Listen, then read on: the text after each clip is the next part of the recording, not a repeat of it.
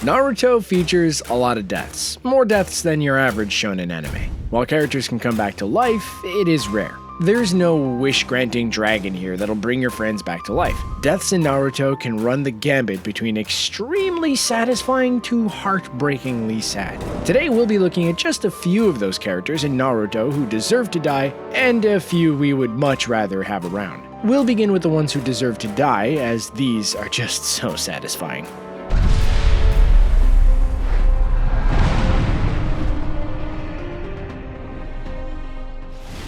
Danzo is what writers would call a Machiavellian character. Someone who has good intentions to rule over a people as effectively as possible, but will employ immoral and shady tactics to do so. In short, Danzo Shimura embodies the phrase, "the end justifies the means." Danzo preferred to do his dealings in darkness and go behind the Hokage's back in order to protect the village in his own way. While he would be involved in Shippuden, Danzo's decisions have affected the history of the Leaf Village for years. When tensions rose and a coup was planned by the Uchiha, Danzo took matters into his own hands. The coup is to be stopped with diplomacy, and one prominent member of the Uchiha clan, Shisui, proposed a plan to the village. Danzo instead stole one of Shisui's eyes to ensure the village's safety, or so he said. Perhaps his biggest crime though, and why we're glad to be rid of him, is that he ultimately convinced Itachi Uchiha to slaughter his clan. Manipulative, shady, and always acting on his own perceived interests,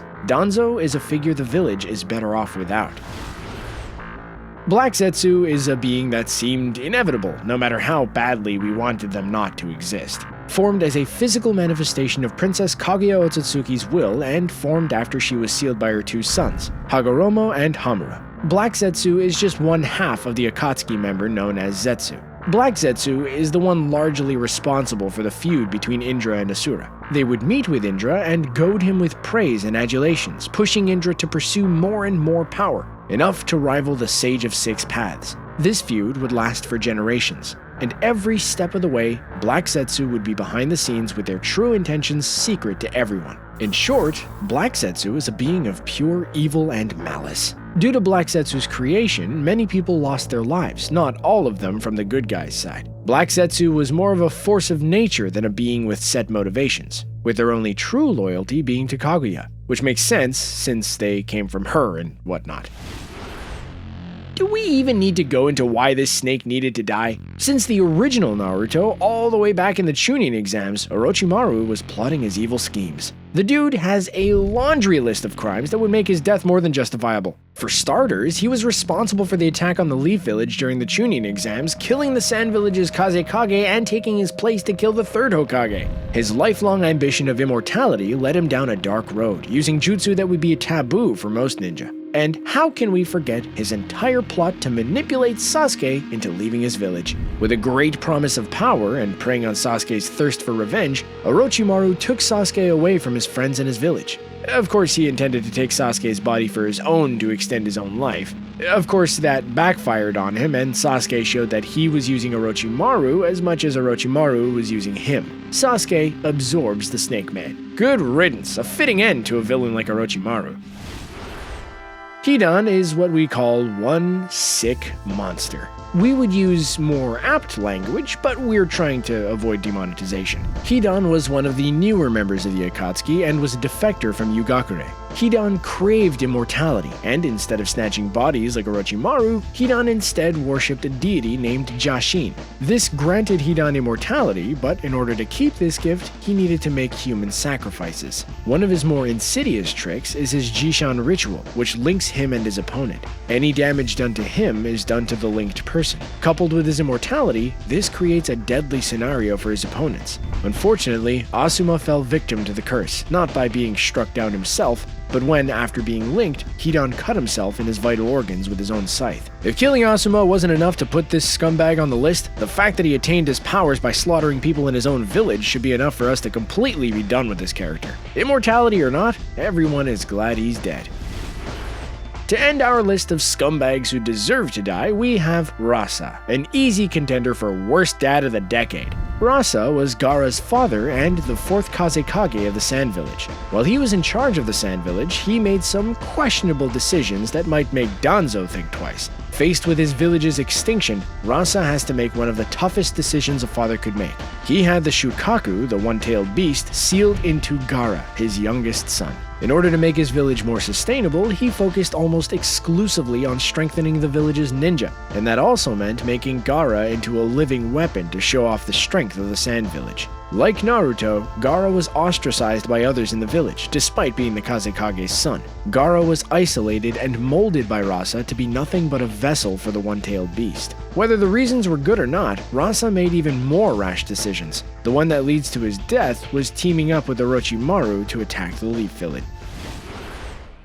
Now that we've gotten the scumbags out of the way, let's now focus on some characters we dearly miss and wish were still with us. Starting off this section, we have Minato and Kushina, Naruto's parents. Minato was the fourth Hokage of the Hidden Leaf Village, and the one who sacrificed himself to save said village from the Nine-Tailed Fox. We all know the story by now. What we later learned in Shippuden, however, was that the fourth Hokage was Naruto's dad, and his mother Kushina was the last remaining member of the Uzumaki clan. Not only were these two caring and loving people who gave their lives to defend their village, but they also did what they could to protect their son. I mean, talk about survivor's guilt. Naruto holds the beast that nearly threatened to destroy the Leaf Village, and the people who gave their lives to make sure it didn't happen were his own folks. We wish they were alive in the show, if only so Naruto can have a little bit of closure and to see his parents in the flesh, just once.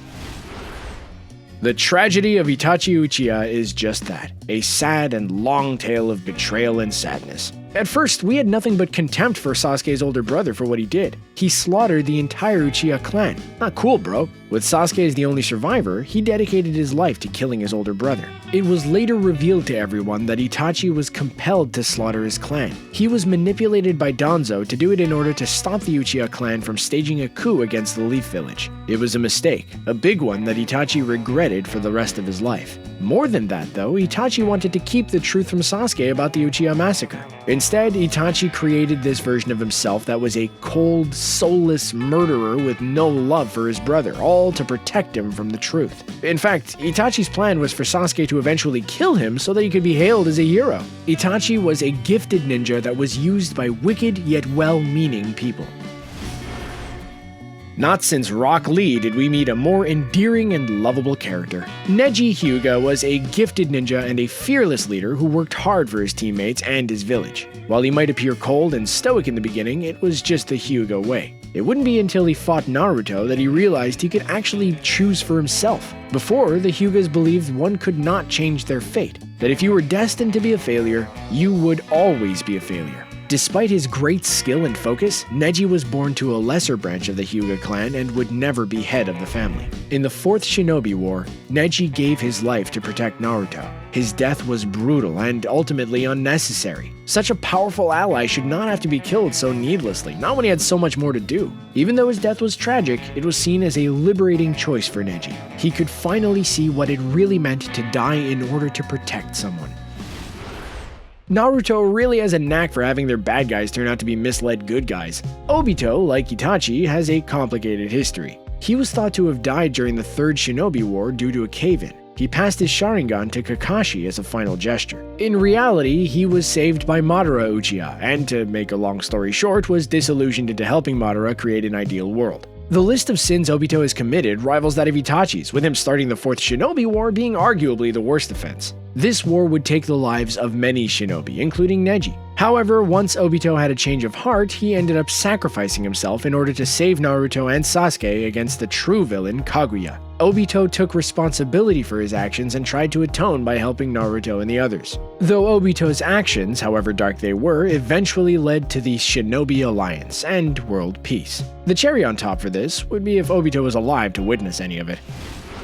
Finally, and arguably the most tragic loss in Naruto, the death of Jiraiya. Naruto's mentor and the pervy toad sage Jiraiya was an invaluable asset to the Leaf Village. As Naruto's mentor, he helped him learn the Rasengan and attain Sage Mode. However, all of his wisdom and jovial antics would come to an end when he came up against the Six Paths of Pain. Despite his power, Jiraiya's greatest asset was his espionage skills. He deduced Pain's true identity, but he figured it out all too late. Before Jiraiya could warn anyone, Pain killed him. Jiraiya's death came as a major blow to not only viewers, but also Naruto.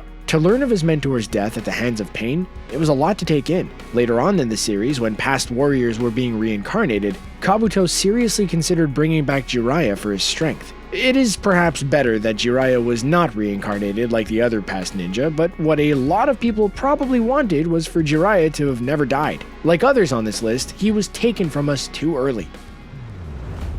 And those were some of the most satisfying and heartbreaking deaths in Naruto. Which one was your favorite? If you could save one character, who would it be? Let us know in the comments down below, and don't forget to subscribe to CBR to stay up to date with all of our anime content. Thanks for watching.